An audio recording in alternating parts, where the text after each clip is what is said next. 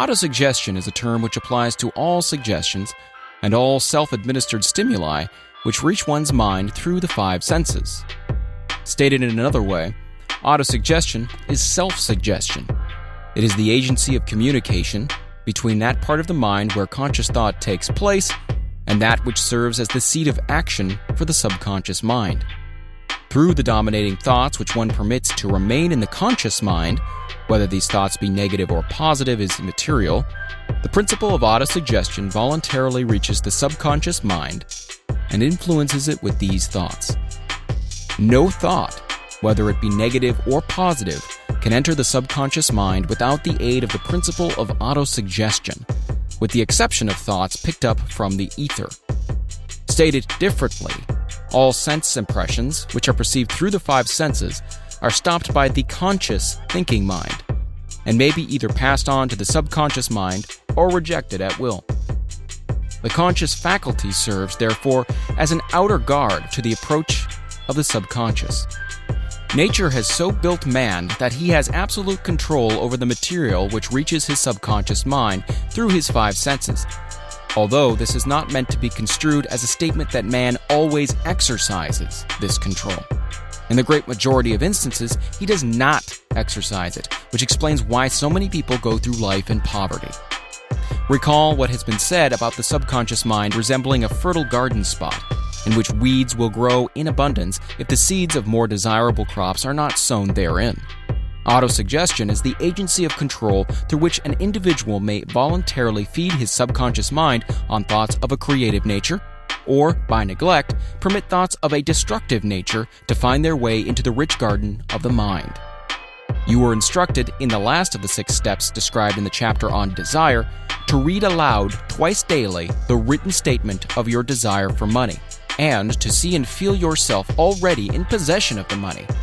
By following these instructions, you communicate the object of your desire directly to your subconscious mind in a spirit of absolute faith.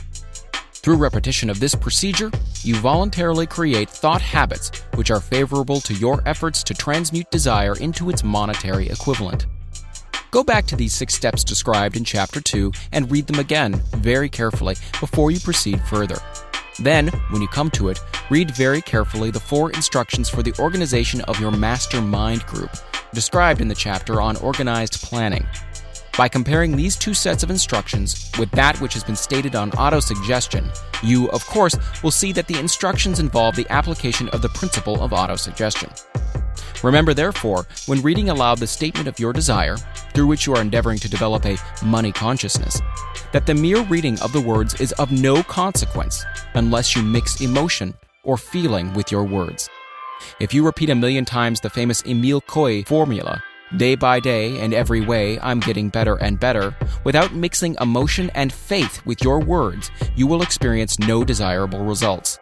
Your subconscious mind recognizes and acts upon only thoughts which have been well mixed with the emotion or feeling. This is a fact of such importance as to warrant repetition in practically every chapter, because the lack of understanding of this is the main reason the majority of people who try to apply the principle of autosuggestion get no desirable results. Plain, unemotional words do not influence the subconscious mind. You will get no appreciable results until you learn to reach your subconscious mind with thoughts or spoken words which have been well emblazoned with belief. Do not be discouraged if you cannot control and direct your emotions the first time you try to do so. Remember, there is no such possibility as something for nothing. Ability to reach and influence your subconscious mind has its price, and you must pay that price.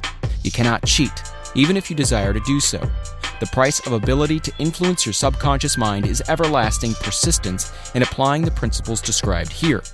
You cannot develop the desired ability for a lower price.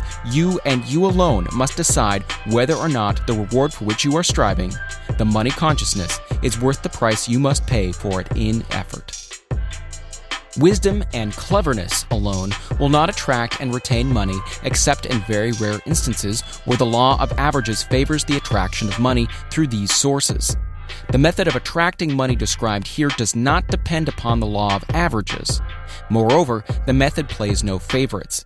It will work for one person as effectively as it will for another. Where failure is experienced, it is the individual, not the method, which has failed. If you try and fail, make another effort and still another until you succeed. Your ability to use the principle of autosuggestion will depend very largely upon your capacity to concentrate upon a given desire until the desire becomes a burning obsession.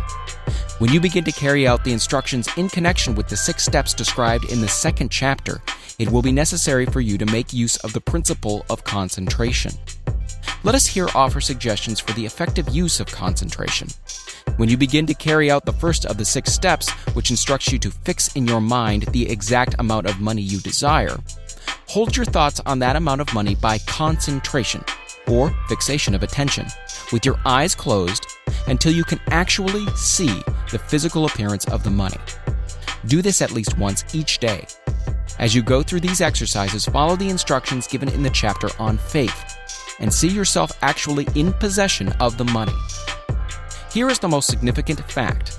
The subconscious mind takes any orders given it in a spirit of absolute faith and acts upon those orders, although the orders often have to be presented over and over again through repetition before they are interpreted by the subconscious mind.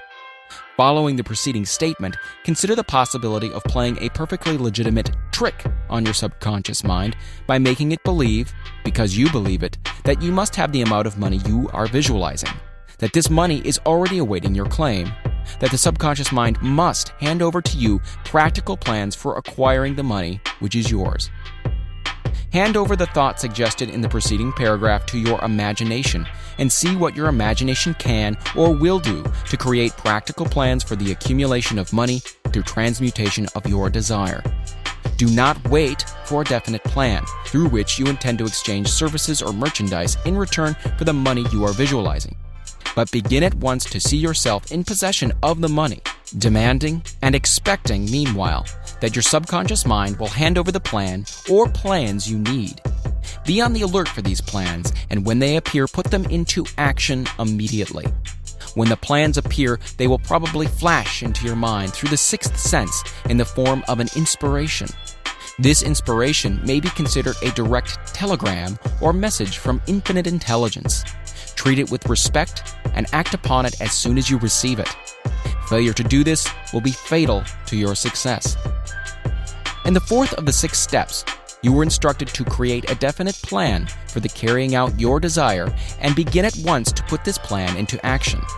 You should follow this instruction in the manner described in the preceding paragraph.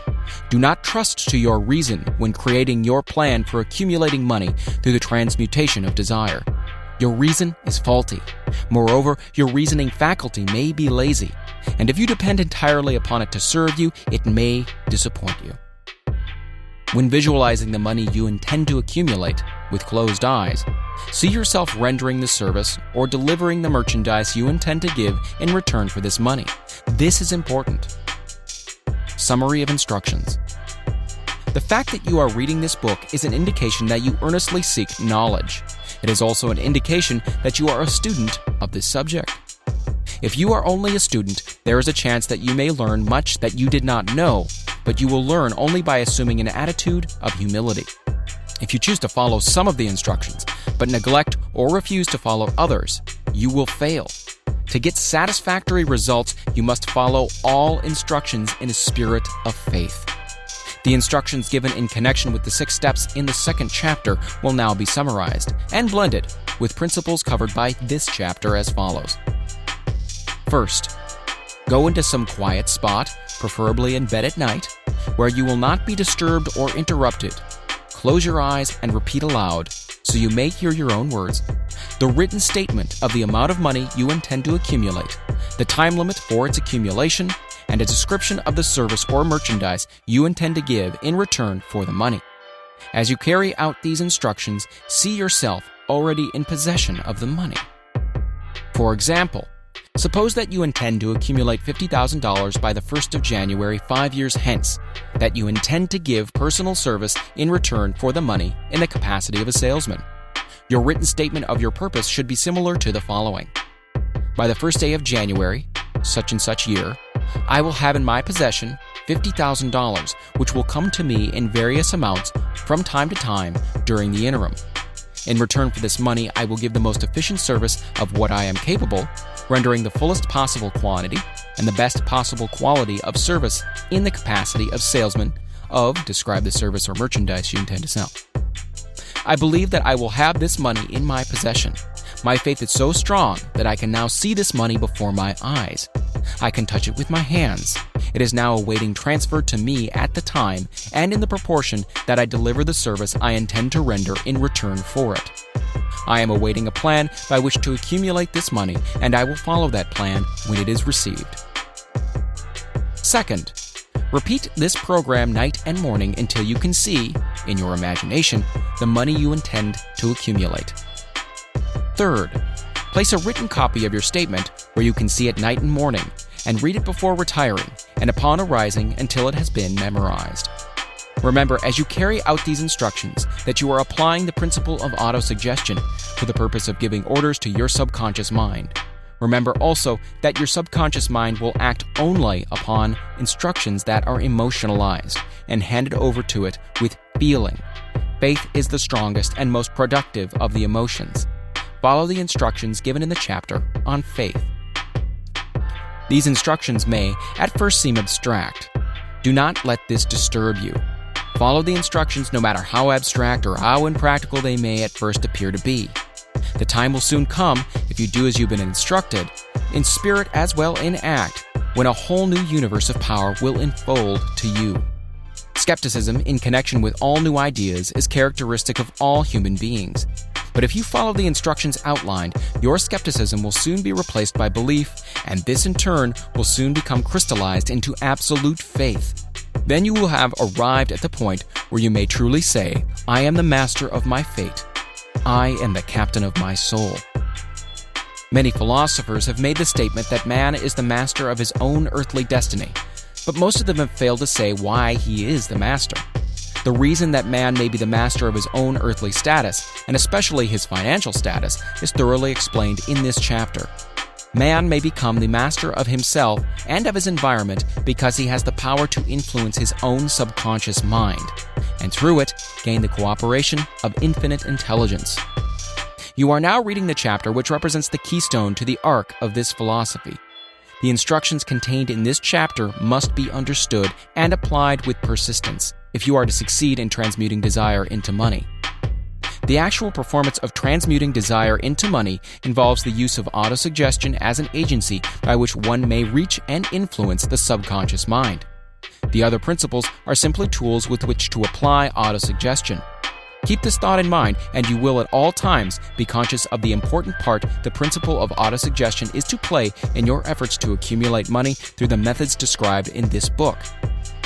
Carry out these instructions as though you were a small child. Inject into your efforts something of the faith of a child. The author has been most careful to see that no impractical instructions were included because of his sincere desire to be helpful.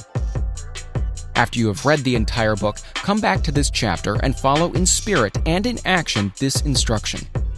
Read the entire chapter aloud once every night until you become thoroughly convinced that the principle of autosuggestion is sound, that it will accomplish for you all that has been claimed for it. As you read, underscore with a pencil every sentence which impresses you favorably.